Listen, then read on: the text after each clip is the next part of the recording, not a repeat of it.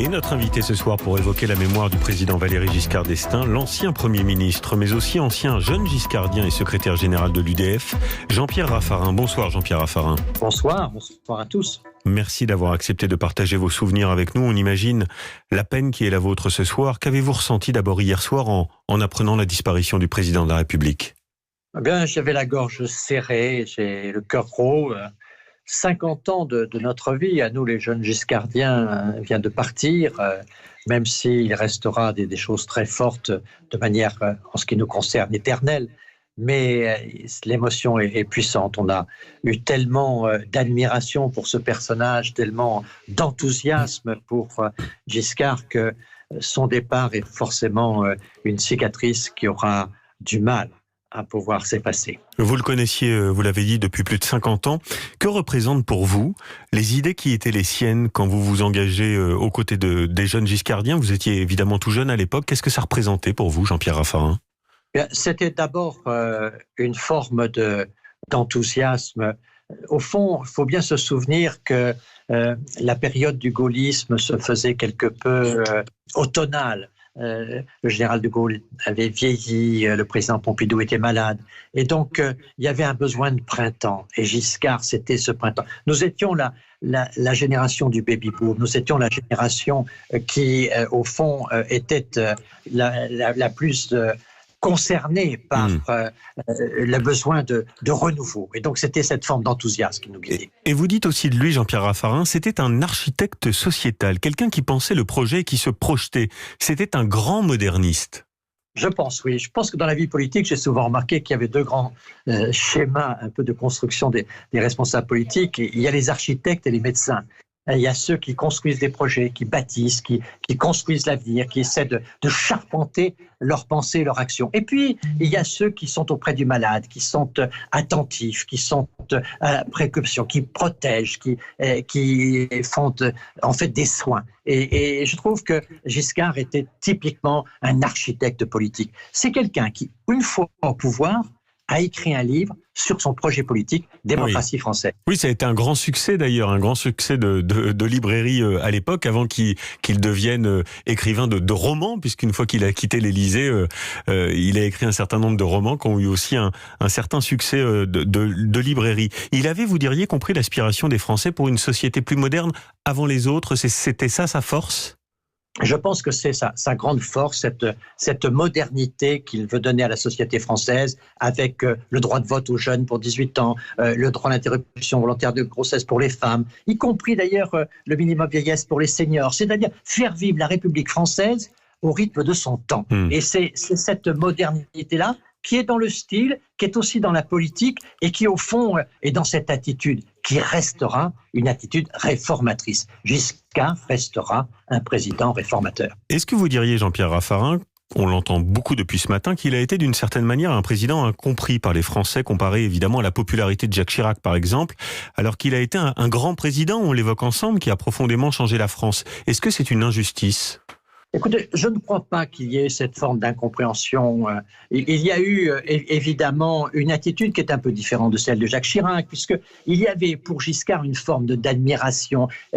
Giscard était un être assez exceptionnel qui, au fond, n'avait pas de ressemblance avec le français moyen. C'était quelqu'un de surdoué. Oui. Et donc, cette qualité-là le rendait un peu exceptionnel, le rendait un peu original. Donc, c'est vrai que la proximité était plus complexe avec lui, mais il y avait cependant une forte admiration qui allait quelquefois jusqu'à un lien personnel. Mais naturellement, on oubliait complètement qu'à l'époque-là, il y avait d'un côté l'ambition RPR et Jacques Chirac, et de l'autre côté, la montée de l'histoire socialiste. On était dans la grande période de l'union de la gauche, de sa construction. Aujourd'hui, nous sommes dans la période de la déconstruction des appareils politiques, que ce soit la droite, que ce soit les socialistes. Aujourd'hui, on déconstruit. À l'époque, on bâtissait. Ça a été une trahison d'ailleurs pour lui, cette rupture avec Jacques Chirac et avec le RPR après sa défaite de 81 et son départ de l'Élysée. Il n'y est d'ailleurs retourné qu'une fois à contre-cœur, c'était en 2004 je crois, pour son entretien avec Chirac lorsqu'il est entré à l'Académie française comme le veut la tradition. Comment avait-il vécu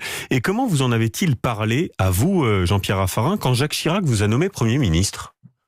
J'étais Premier ministre parce que j'avais fait un parcours avec Jacques Chirac qui avait commencé sous l'impulsion de Giscard.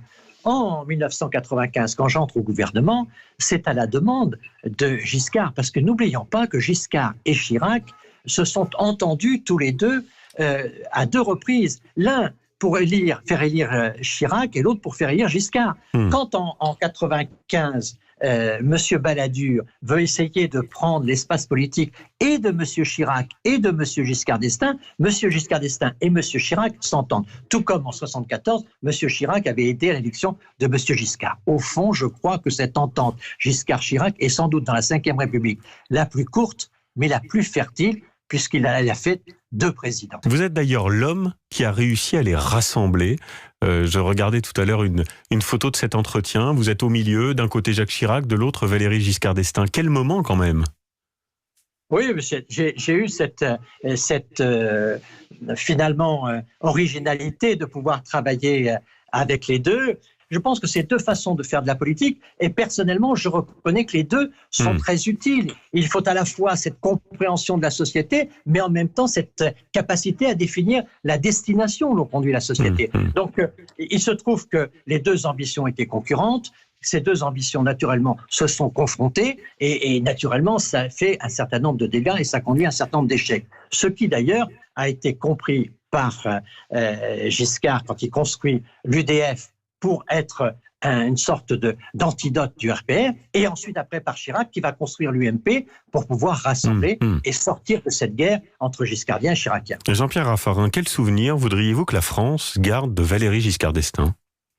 Le souvenir de l'un de ses représentants les plus dignes de la vie politique. C'est une forme d'éthique personnelle, une forme d'exigence de l'exercice politique.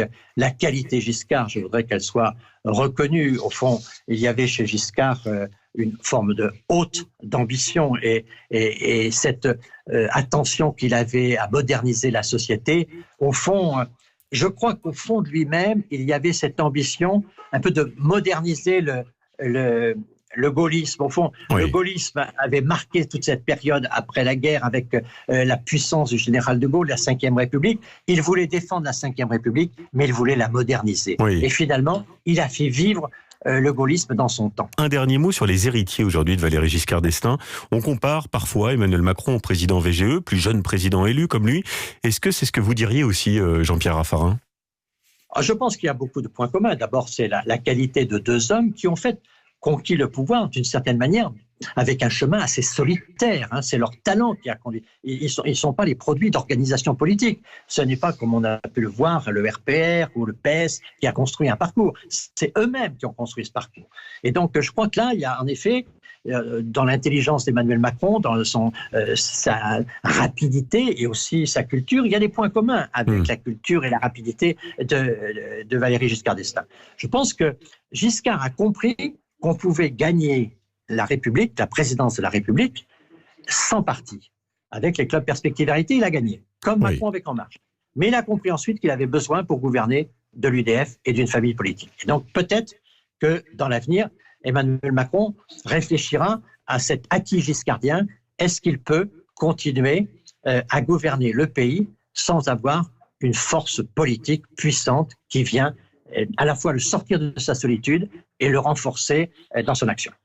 Eh bien, bon entendeur, salut, comme l'on dit. Merci Jean-Pierre Raffarin pour avoir partagé avec nous ces quelques souvenirs. Merci. Merci à vous.